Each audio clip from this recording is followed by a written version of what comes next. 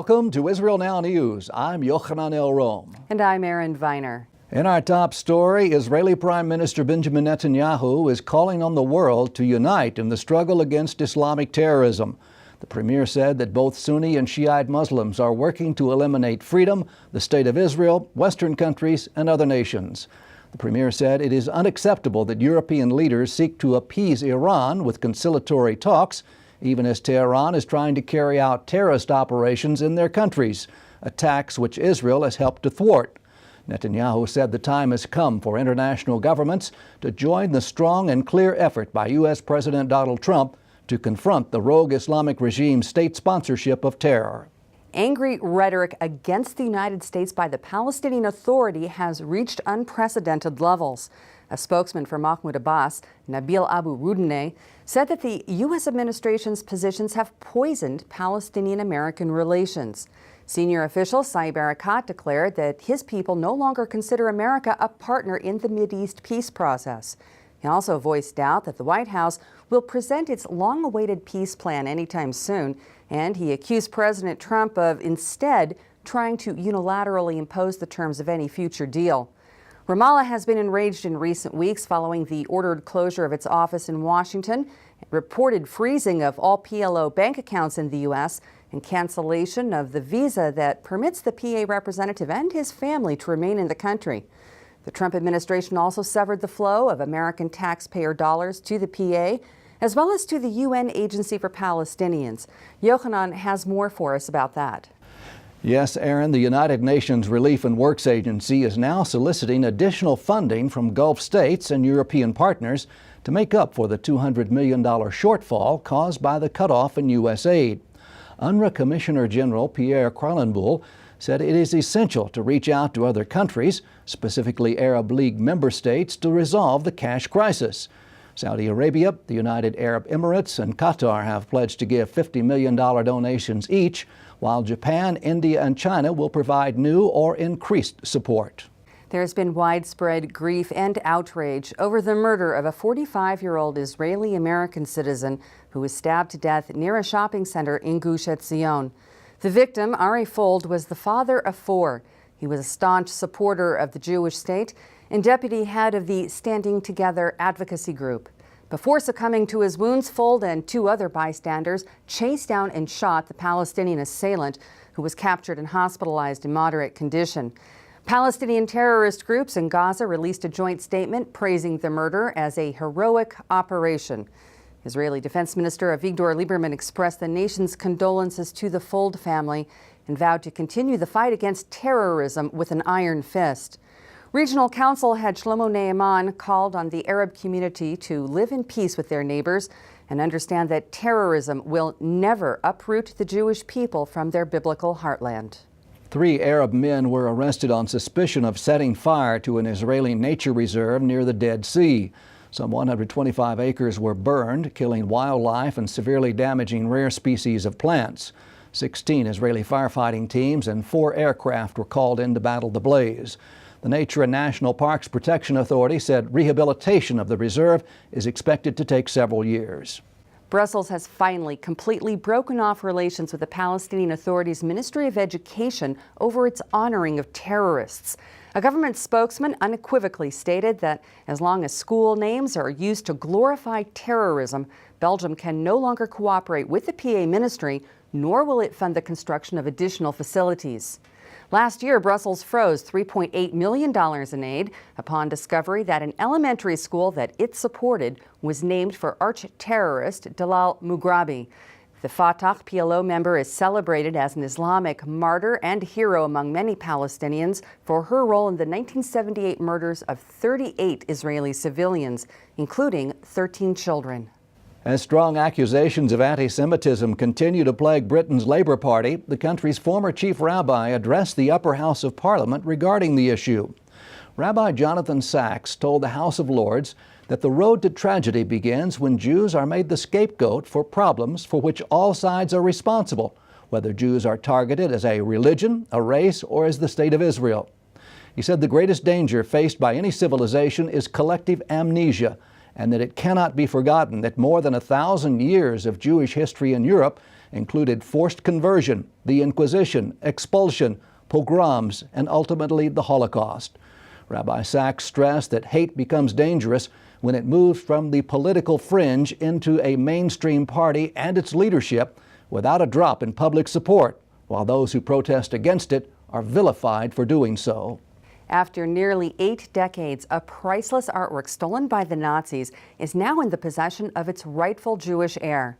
The painting, entitled Two Women in a Garden by Pierre-Auguste Renoir, has just been turned over to Sylvie Solitzer, who is the only living descendant of French art collector Alfred Weinberger.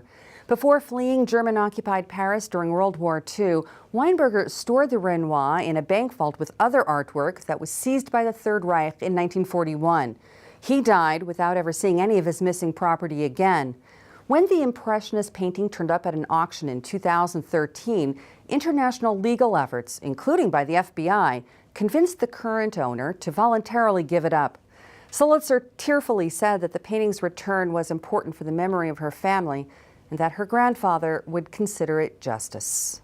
Prague has announced plans to open a cultural center in Jerusalem this November as the first step toward moving its embassy to the Israeli capital. The Czech House is also expected to serve as a base for the Central European country's trade and tourism missions. Czech President Miloš Zeman is slated to visit Israel the same month. A statement released by his office said the plan is a prelude to opening the embassy in Jerusalem in accordance with international law. The Czech Republic was one of only 5 of the 28 European Union member states to abstain from voting on a UN resolution last December that condemned the U.S. for being the first nation to move its embassy to the Israeli capital.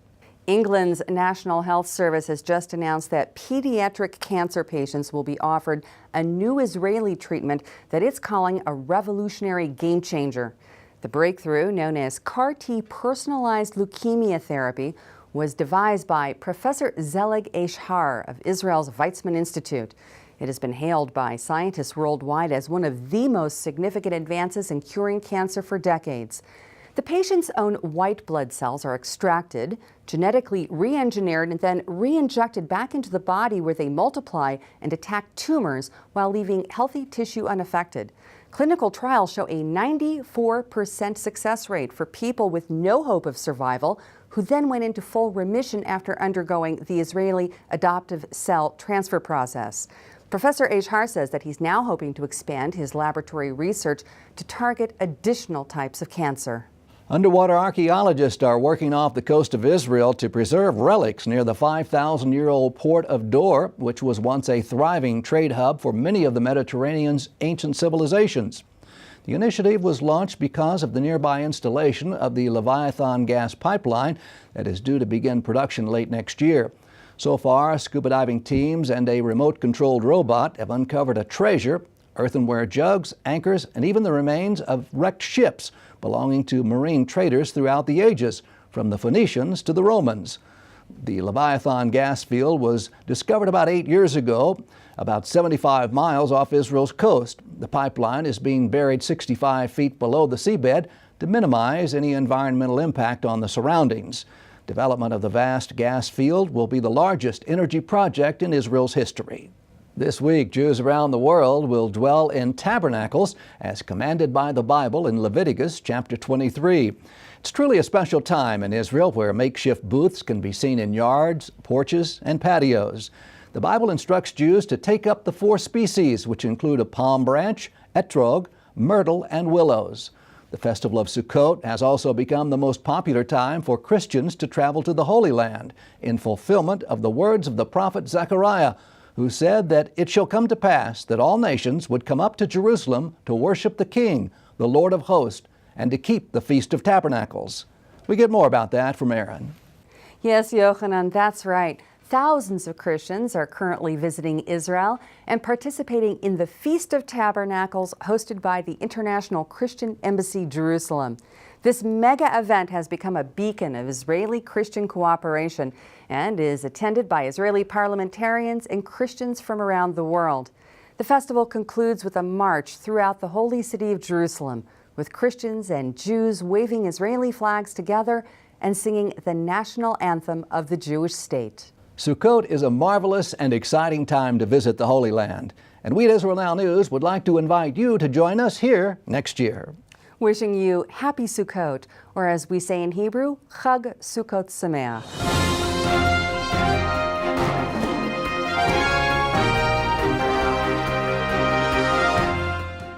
That concludes the news portion of our show. Stay tuned for Ask the Source with Josh Reinstein.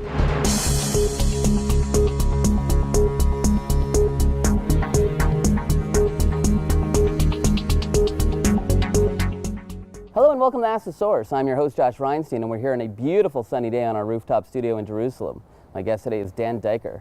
He is a project manager at the Jerusalem Center for Public Affairs. Dan, thanks for being on the show. Thanks, Josh. Dan, tell our viewers a little about what is the Jerusalem Center for Public Affairs. Josh, the Jerusalem Center for Public Affairs is traditionally called a think tank, but it really is the headquarters for the war of ideas in order to protect Israel as the nation state of the Jewish people. You work very closely with the American administration. You're an expert on U.S.-Israel relations. What are you seeing from this current administration vis-a-vis Israel? Josh, what's new about the U.S. administration under President Donald J. Trump, in contradistinction to other administrations, is they recognize, A, that Israel, as the nation state of the Jewish people, a Jewish democratic state, actually has diplomatic, legal, and historical rights. And those rights are as important to them as the rights of Israel's neighbors, whether it's the Palestinians or other neighbors living in the neighborhood. And that recognition by the Trump administration has deeply angered Israel's Palestinian neighbors, who for years, decades, have enjoyed a type of bulletproof vest of ideas by the Europeans and by former U.S. administrations that now the game is up for the Palestinians. We're seeing that the biggest difference between the Obama administration and the Trump administration is that Obama thought that Israel was the biggest problem with peace in the Middle East and Iran was the solution, whereas Trump sees Iran as the biggest problem in the Middle East for peace and Israel as the solution. How does that change in actual policy? In actual policy, Josh, the American administration has done a rebalancing in order to try to achieve peace between Israel and its Palestinian neighbors by seeing Israel as a Jewish and democratic state as the answer, as the solution, not the problem. And in fact, it comes at a time when the Arab Sunni establishment, Egypt, Jordan, Saudi Arabia, see the Palestinian Authority as the problem and not as the solution. This has given the American administration a tremendous lever in order to, on the one hand, fight the common enemy in the region, which is the Islamic Republic of Iran, and on the other hand, it has given them a lever against the Palestinian Authority and the PLO, and all the more so the Hamas, that have become the thorns in the side of even the Sunni Arab world that has become amenable to this administration, to the United States policy, because of a shared concern, deep concern, about the existential threat that the Islamic Republic of Iran creates for everyone in the region. You're one of the world experts on exposing the lie of the BDS movement, the Boycott, Divestment, Sanctions movement. They propose that there should be no cooperation between the Palestinians and Israel, and that somehow that's going to lead to peace. What is your perspective on that?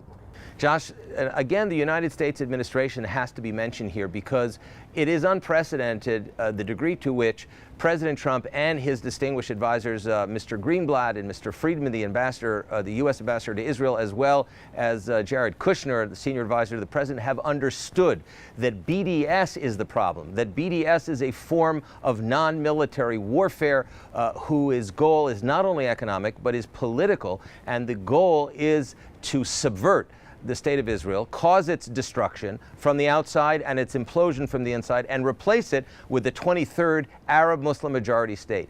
The U.S. administration understands it. They have unmasked BDS, and therefore BDS is looked upon as the enemy, not as a grassroots solution for the Palestinians. The Palestinian public, here's a secret, also recognizes that BDS is a threat to their economic and political future, and that's why the Palestinian leadership in Ramallah and the NGOs, the non-government organizations that fund BDS, are today in big trouble. The king has no more clothes. You just wrote a very powerful manuscript on BDS attacking normalization. Can you tell us a little about that?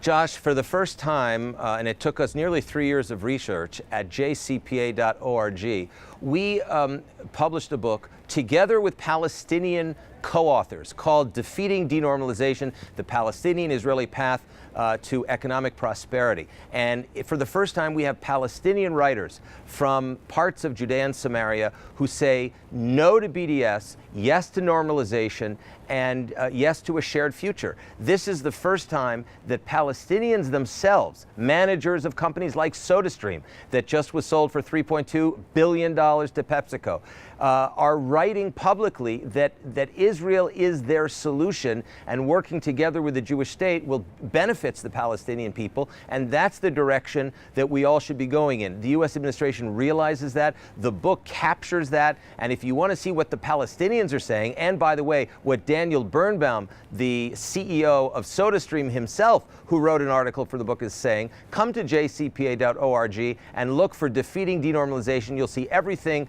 in well-written English, and it's an attractive PDF file, free for you to take a look at. It's really path-breaking stuff. Well, there are some people out there that say that economic prosperity will lead to peace with the PA. But some say no, this is a religious ideological war, and it doesn't matter if they have economic prosperity. What's your take on all this? Josh, if you look at the declarations of Israeli Arab members of Knesset, members of the PLO and Hamas, there's something very, very much in common between all of those audiences. Whether they're driven by Islamic radicalism, communistic radicalism, or even secularism, you will see that there is an adherence to declarations of Islam, in that there are very strong indications, as you have suggested, that the conflict is rooted in a rejection by Islam of any Jewish sovereign entity anywhere in the Middle East. That's the core of the problem.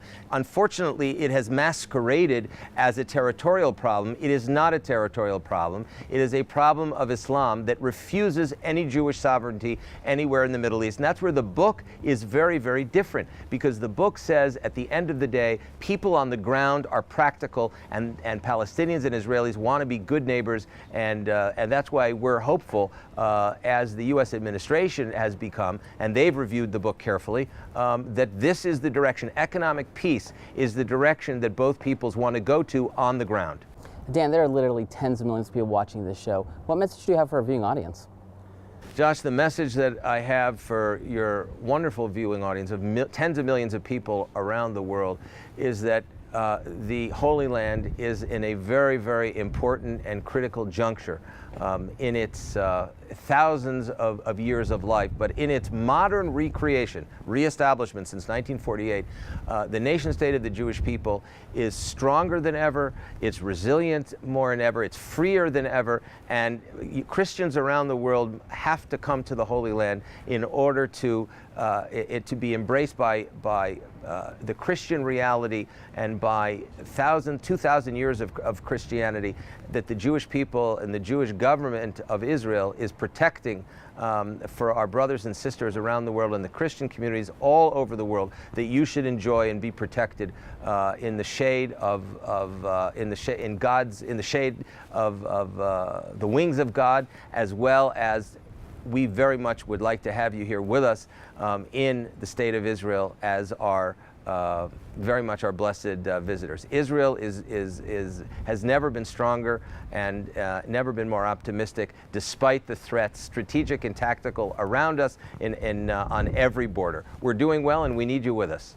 Thank you, Dan, for being on the show, and thank you for tuning in to Ask the Source. I'm your host, Josh Reinstein, wishing you a Chag Sukkot Sameach, Happy Feast of Tabernacles. Now back to the studio.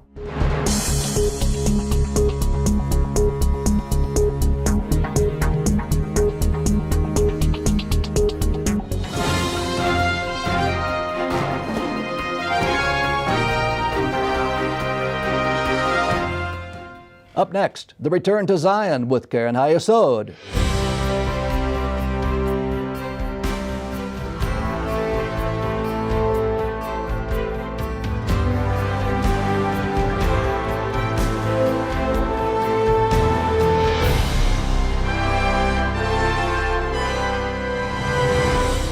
Shalom and welcome to the Return to Zion with Karen Hayesod. I'm Eliezer Moody Sandberg, World Chairman of Keren HaYesod United Israel Appeal, the leading official fundraising organization for the State of Israel. Today, you will witness the fulfillment of biblical prophecy through the gathering of the exiles. God bless you from Jerusalem.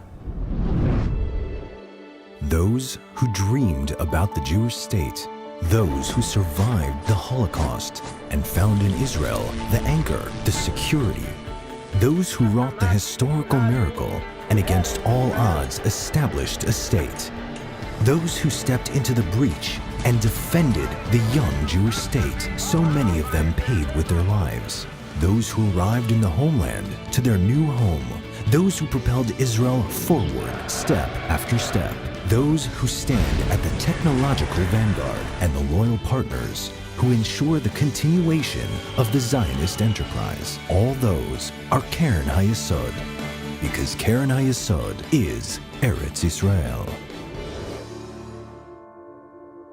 The return of an ancient people to their biblical homeland, a nation whose values inspired mankind, only to endure centuries of suffering. The ultimate tale of redemption from the ashes of destruction. This remarkable story is the story of the State of Israel.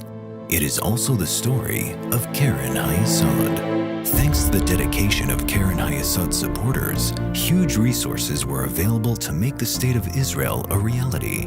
Founded in 1920, Keren HaYesod galvanized Jewish donors across the world in a unified effort to develop the infrastructure of the first sovereign Jewish state in 2,000 years. אנו מכריזים בזאת על הקמת מדינה יהודית בארץ ישראל. היא מדינת ישראל.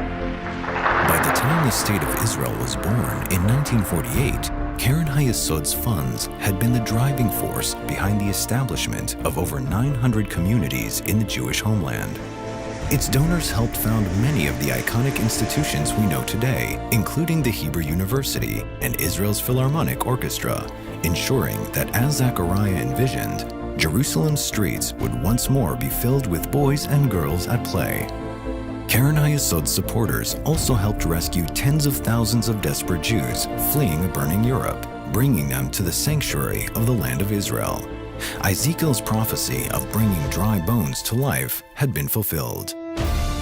Throughout the decades, Keren HaYesod has been there for Jewish people coming home.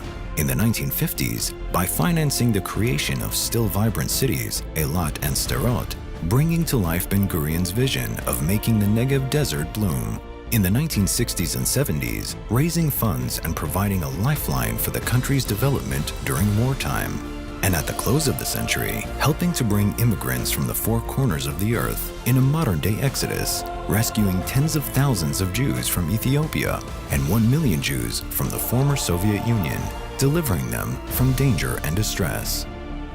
To this day, Keren HaYesod's activists continue their mission of aliyah and absorption. Last year, more than 31,000 Jews were helped to make their lives in the land of their ancestors. Keren HaYesod remains at the heart of Israel's development, as Israel's barren land has been transformed into a hub of creativity, innovation, and success.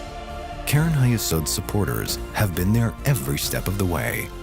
They have empowered 2,000 pioneering young Israelis to reinvigorate 65 distressed communities. All of this has been achieved through Keren HaYesod's ongoing efforts to build unbreakable bonds with Israel among Jews in the diaspora, Christians, and people of faith from across the world. In the book of Jeremiah, the Lord says, "There is a hope for your future. Your children will return to their borders." Every day, Keren HaYesod supporters are making this vision a reality. Thanks to Keren HaYesod, the State of Israel continues to grow from strength to strength. Come join Keren HaYesod in fulfilling biblical prophecy. Let's bless Israel together. To donate and get information, call us at 1-800-505-1665 or visit our website at www.khisrael.org.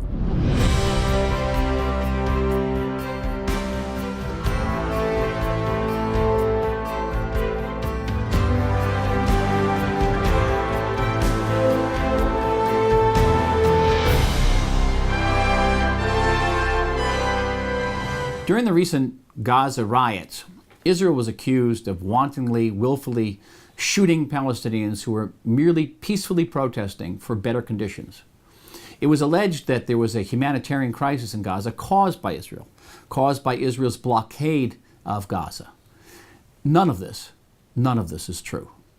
Israel, in fact, was the only country that had open crossings into Gaza, 3 of them, at a place called Erez, another at Karni, and another at Keren Shalom. Erez was a crossing for pedestrians. Karni was a joint industrial zone. And Keren Shalom admitted 1,200 truckloads of food and medicine and other goods per day. The naval blockade of Gaza didn't affect food or medicines at all. It was only about weapons and materials that could be used as weapons. Israel had nothing at all to do with the humanitarian crisis in Gaza. Egypt closed off its borders. And then Hamas, the terrorist organization that has ruled Gaza since 2007, it burnt down the crossings. It burnt down Keren Shalom. It built tunnels under the Erez crossing, and it shelled the Karni crossing, blew up its own industrial zone to create a humanitarian crisis in Gaza, to starve out the population in Gaza so that Hamas could go to the world and say, give me money for my people. It wasn't going to use the money for its people. It was going to use the money for more tunnels, more rockets to fire at Israel. That's Hamas. Hamas also wanted to weaken and drive the Palestinian population of Gaza to despair so that they could literally be brought to the fence, to the area of the border, and driven to that fence, where they would break through the border and either kill Israelis on the other side or be stopped by Israeli forces and have Israel condemned for war crimes in the world. And the world bought into this lie. Everything said about the Gaza riots was a lie. Israel did its best to address the humanitarian situation, and Israel did its duty by defending its border. Lift up your eyes and look around. All your children gather and come to you. The biblical prophecy is unfolding right before our very eyes. The people of Israel are returning to the Promised Land after 2,000 years of exile.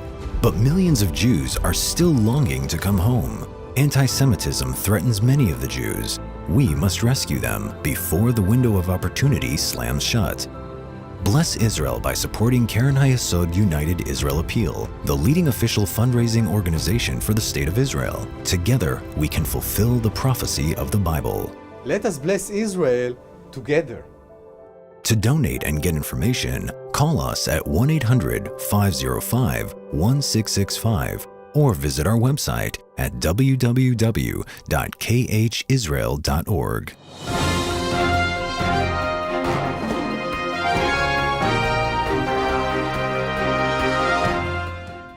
That's going to do it for this edition of Israel Now News. I'm Yochanan El-Roham. And I'm Erin Viner, reporting from our studio here in Jerusalem. Please join us again next week for all of your Israel updates.